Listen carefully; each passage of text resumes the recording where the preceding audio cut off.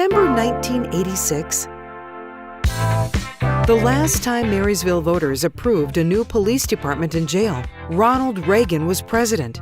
Gas was 89 cents a gallon. The average house cost $80,000. And the Marysville Police Department had only 24 full-time employees. Today, the police department and jail employ 100 professional staff, and the current facility is stretched beyond its limit. The citizens back in the early 1980s voted to build a public safety building and a jail. And that was when we were a city of about 8,000 and a police department of, I think, 24.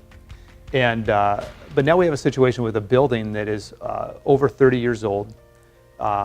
In no way can it house the police force that we have now today, which is over 100. And so we have a situation where it needs to be replaced. Public safety requires our police officers to have sufficient space for investigations, training, public services, and administration. Evidence storage, crime analysis, code enforcement, interview rooms, and patrol operations support are all functions that take place here.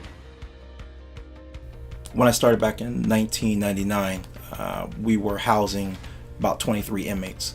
We're up to the point where we're housing 50 inmates now, which is more than double the size. The footprint of the jail hasn't changed since it was built back in 1986. So when you look at the rate of increase that we have, it's just inadequate for where we're trying to go and what we're trying to do.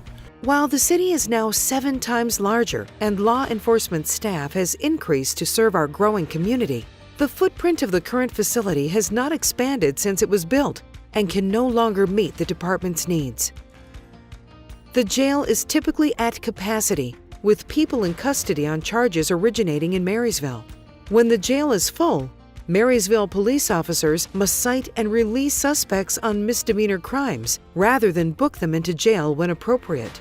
In Marysville, the officers arrest offenders and book them into the city jail, which means immediate consequences for the offenders and increased protection for the community. There is that cause and effect. There is an immediate effect of the officer being able to arrest an offender, book that offender, and the victim feeling like something was actually done. And that's the ability that we have with having our own city jail. Let's say you decide to get out of the jail business, as some communities have. That's a big problem with our crime fighting initiatives. Right now, the city council and myself are in sync with this. We want to aggressively fight crime in a no-nonsense, non-tolerable attitude. We have a zero tolerance for crime in this community. But you've got to have some teeth in that. And if you don't have a jail, that means a lot of times on the low-level crimes, your misdemeanors, your officers are catching and releasing because you can't afford to take them off the road for 2 or 3 hours to drive them somewhere else, wait while they're booked in and all of that. Or there's just not room in other facilities, or they're not willing to take them, especially if they're high on drugs. It's tough to find a facility that'll take them. Right now, somebody's got an issue like that, we can take them right down to Grove and lock them up. The city proposes a small sales tax increase of 0.1% to help pay for the new police and jail facility. That's 10 cents on a $100 purchase. And because it's a sales tax, the cost is shared by the entire region, not just Marysville residents. The reason the council decided to put this measure out as a 0.1% on a sales tax, and I think this is important, is because that way this is a shared cost of everybody who comes into our community and shops. And everybody who lives in Marysville knows with our great commercial growth, we get a load of people from coming in from outside this community, buying stuff at our stores. So this cost of a new public safety building and a jail is going to be shared by the broader county and frankly the Puget Sound and on up towards Canada, right?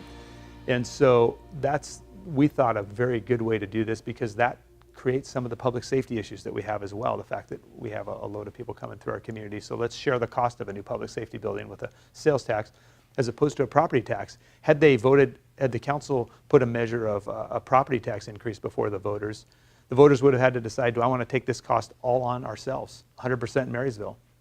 We thought that was not the best option.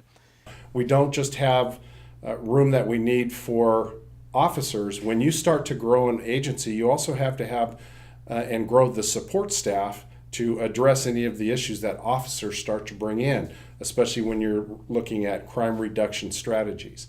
So we are right now on top of each other, and we are at an important point to start looking 30 years down the road and what does the city of Marysville expect from its police department, and where are we going to end up going.